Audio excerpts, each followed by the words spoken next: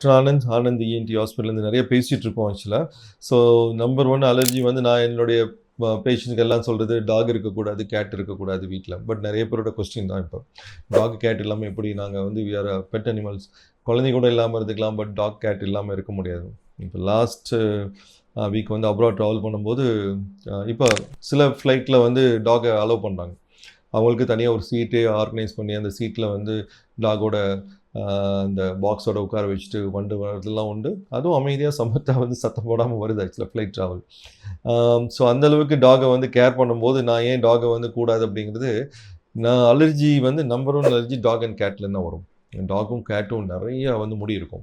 அந்த ரோமம் வந்து நம்பர் ஒன் அலர்ஜி. ஸோ அதனால் பெட்டுக்கு வரக்கூடாது, மடியில் எடுத்து வச்சு ரொம்ப நேரம் கொஞ்சக்கூடாது. இதெல்லாம் சைனஸ் ட்ரபிள் இருக்கிறவங்களுக்கு, நான் எல்லாருக்கும் அட்வைஸ் பண்ணலை.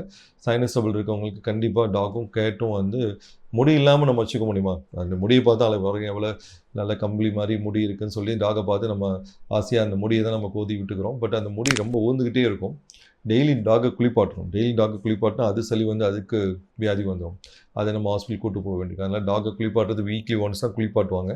ப்ளஸ் அது வந்து வெளியே கூட்டு போய் அதனுடைய நம்பர் 2 நம்பர் 1 எல்லாம் பண்ணிவிட்டு அது யாரும் வாஷ் பண்ணுறதில்ல. பெருசாக நம்ம என்ன பண்ணோம், நம்ம வந்து ப்ராப்பராக பாத்ரூம் போய் எல்லாத்தையும் இது பண்ணிக்கிறோம். பட் அதை வந்து ப்ராப்பராக அவங்க வாஷ் பண்ணுறதில்ல, ஜஸ்ட் வந்து அப்படியே விட்டுறாங்க. ஸோ இது எல்லாமே வந்து டாக்லேருந்து இன்ஃபெக்ஷன் மனிதனுக்கு பரவுறது வந்து ரொம்ப காமன். கேட்டும் அதே மாதிரி தான். கேட்டும் ரொம்ப செல்லப்பிராணி. அதுலேயும் முடி அதிகமாக இருக்கும். அதனுடைய வந்து மூச்சு காற்று ப்ளஸ் அதனுடைய முடி ரோமம் இதெல்லாம் வந்து நம்பர் ஒன் அலர்ஜி. ரெண்டையும் ரொம்ப க்ளோஸாக வச்சுக்கிறது அலர்ஜி ப்ராப்ளம் இருக்கவங்களுக்கு கண்டிப்பாக சூட் ஆகாது.